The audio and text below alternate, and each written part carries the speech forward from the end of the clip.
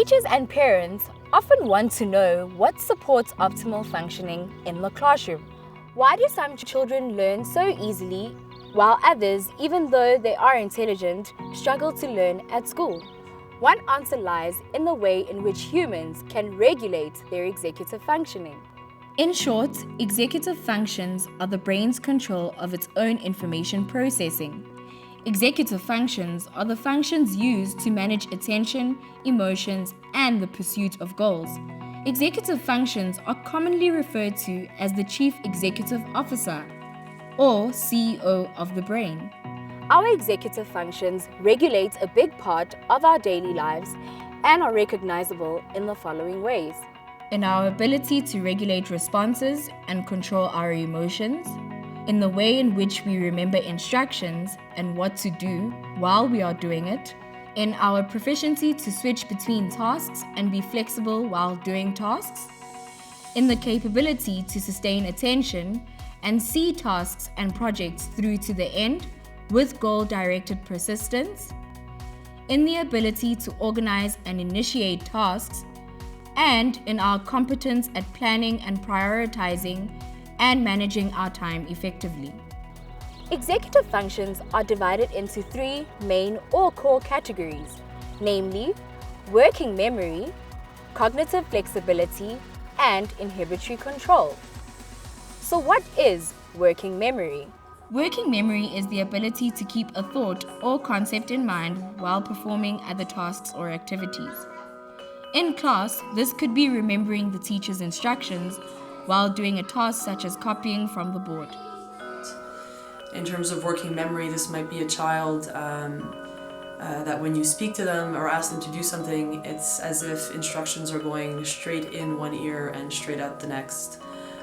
It's a child that might have trouble organizing activities because if you ask them to, okay, well now we will walk to the back of the class, pick up a paintbrush and a piece of paper and then return, by the time they get to the end of the class, they don't remember why they were there and what they were supposed to pick up. In a classroom, there are many distractions that could interfere with a child's working memory.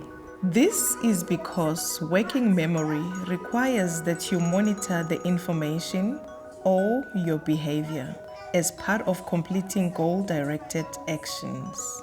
This is done while there is interference or distractions in the environment. Children often display working memory difficulties if they struggle to maintain their focus. What is cognitive flexibility? Cognitive flexibility, or shifting, is the mental ability to switch between thinking about two different concepts and to think about multiple concepts simultaneously. So in general, a child that has poor executive function may appear like a child that's being unruly or oppositional in the classroom, but this is not a child who has intentions or any kind of motivation to go against rules. They simply cognitively are having a very hard time keeping up with the rules and following them. So in terms of poor cognitive flexibility, this is a child that might be constantly surprised when they get negative feedback because they're not able to take that step back and monitor how they're actually functioning in their environment. Cognitive flexibility is seen in a classroom where children have to switch between tasks, and also when they have to apply what they have learned in one task to another. Cognitive flexibility is thus the ability to take a different approach or making an alternative plan when the task becomes too difficult. Many children struggle with this at school. In middle or high school, cognitive flexibility becomes very important as students are asked to interpret information in more than one way and to change their approaches and strategies when needed. What is inhibitory control? Inhibitory control is the ability to think before you act. It refers to the suppression of actions that are inappropriate in a given context and that interfere with goal-driven behavior. Finally, a child who has poor inhibitory control is likely to appear reckless. They might have some dangerous behaviors. They might, or they're likely to get injured more often than other children. They're also likely to have more emotional outbursts. They might show their frustration while they're trying to solve a math problem by sighing very loudly in an exaggerated way. And they might also express their positive feelings like their joy in an exaggerating way. So this child, if they win a lottery, if their name is picked, they might have a very large outburst of joy, which can be equally irritating to the classmates around them. Often, inhibitory control is externalized in an individual's ability to regulate their emotions. Emotional control is the ability to control emotions in a potentially explosive situation, such as a peak hour traffic. With children, emotional control is often externalized in social behavior in the classroom. Important aspects to consider when you manage your emotions and regulate and guide your behavior, according to Gross 1999, is to ask the following questions. How do I generate emotions? How do I experience my emotions? How do I express my emotions? And how do I choose to respond to others? From research done on executive functions, we now know that they emerge during preschool years and don't fully mature until early adulthood. That is why the preschool and kindergarten years are so important in the development and guidance of executive functions. So the early signs of executive function can be start to appear very early in children's life. So by the first year of life, the basic building blocks of executive functions are in place. But these are skills that continue to develop well into early adulthood. One of the most rapid time of development of these skills is between the age of 0 and 5. But there are certain interventions that can be realized and effective with youth from very early childhood all the way through late adolescence, early adulthood. There's a great need for more research on South African children's executive functions.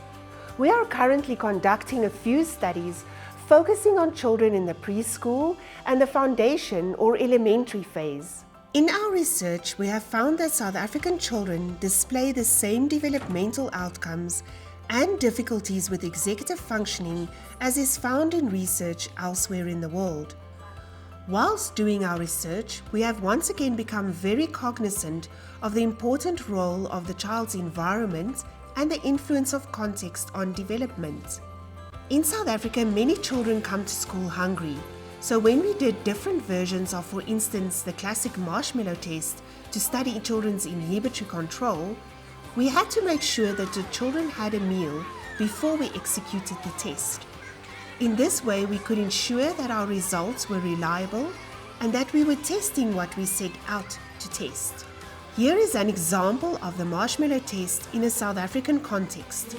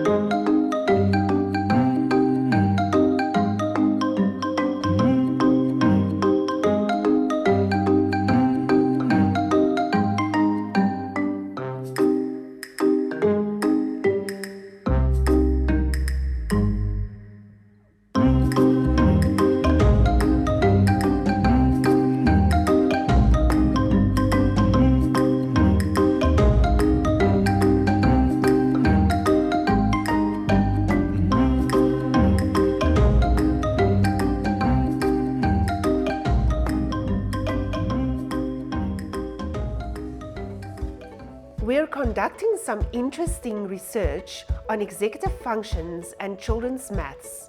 My research examines whether executive functions in kindergarten children predict maths performance. My hypothesis is that scores on assessments of executive functions correlate with maths performance in kindergarten. One of the measurements that I used to test executive functions, in this case working memory, was an adapted version of the missing scan task, originally designed by Roman, Pisoni and Kronenberger at Indiana University, Bloomington. In my version of the test, I explain to the child that we are going to play a memory game. I then show him or her toy animals. The child is then asked to name each animal one at a time to ensure familiarity with each animal and the names of the animals. Thereafter, I pack 3 animals in front of the child and ask them to remember them all. I then remove the animals from the child's sight and put them back on the table with 1 animal missing. The child must then identify the missing animal. The test is then repeated up to 10 animals, with each time 1 animal missing. The child's responses, as well as their behavior, are then recorded on a score sheet. The results of my study show that children who performed better on the adapted missing scan task also performed better on an initial number and quantity concepts test. In addition, performance on the adapted missing scan task was related to math report card scores. As parents and teachers, how do you know that children are experiencing difficulties in their executive functions? And how do you support children in their development of those executive functions? When I see that children in my class have difficulties with their executive functioning, I use certain strategies to support them. It is, however, important to keep the following principles in mind. Don't assume that children already know how to use a strategy. Not all strategies work for everyone all the time. Help the child to personalize the strategies that work best. Practice a strategy regularly until it's second nature. Difficulties with working memory. The child will often ask the teacher to repeat a question or instruction. They will also struggle to remember instructions whilst doing tasks, or otherwise only remember a part of an instruction. How to practice working memory. Encourage children to create their own silly sentences, acronyms, or cartoons to remember information. Help children to create songs, stories, and acronyms to remember the steps involved in completing and checking written papers and math problems. Difficulties with cognitive flexibility. This is when the child struggles to take a different approach or make an alternative plan when a task becomes difficult. They will get frustrated and will often not want to continue with the task just because they did not get it correct the first time. The child thus has to learn to make a different plan when one approach does not work. One also sees difficulties with cognitive flexibility if a child does not like routines to be changed or activities to vary. Sometimes children struggle to stop doing an activity that they really like. And sometimes they abandon the one that they do not like. So as a teacher, you're supposed to give different activities and know your kids. Know which kids likes what and which kids does not like what. Know their strongholds. And back to routine again. They should know that each and everything has to be done on time and has to be finished on time. It will teach them, even for future, that you do not dwell on one thing. You have to do one thing and finish it. How to practice cognitive flexibility. Expose children to jokes, riddles, and puns, which are enjoyable ways of learning to shift between different meanings. Teach children to think flexibly when solving math problems by comparing their estimates with their answers to word problems or discussing a variety of approaches to a problem. Use snap cards with varying instructions. Children can become involved in the making of the snap cards. When they play the game, you can ask them to switch between matching shapes, colors, or numbers. In the intermediate phase, you can make the snap cards for different learning areas. For example, asking children to match parts of speech in the English grammar class. Difficulties with inhibitory control.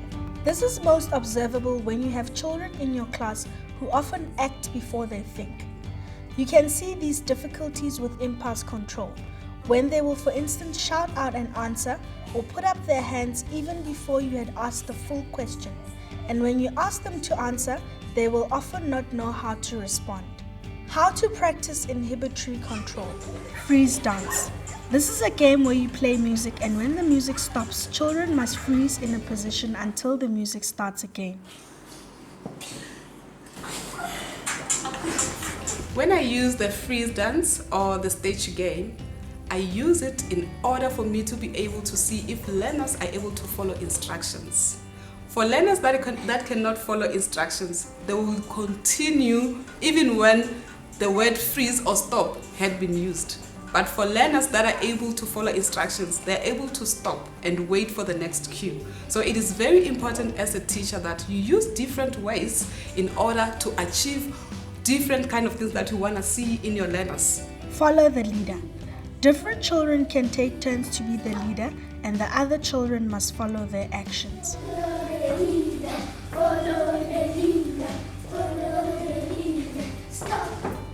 Simon says, this exercise could be done in various ways, and it teaches children to inhibit and control their actions. Alternating the instructions could also be used to practice cognitive flexibility. Children also have to use their working memory, as they have to remember the instructions whilst playing the game. This exercise is thus good to practice all the core executive functions.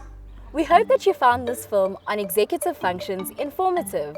Successful learning is not only determined by intelligence and how much the child knows, but also how children are able to apply this knowledge and control and direct their actions in the classroom.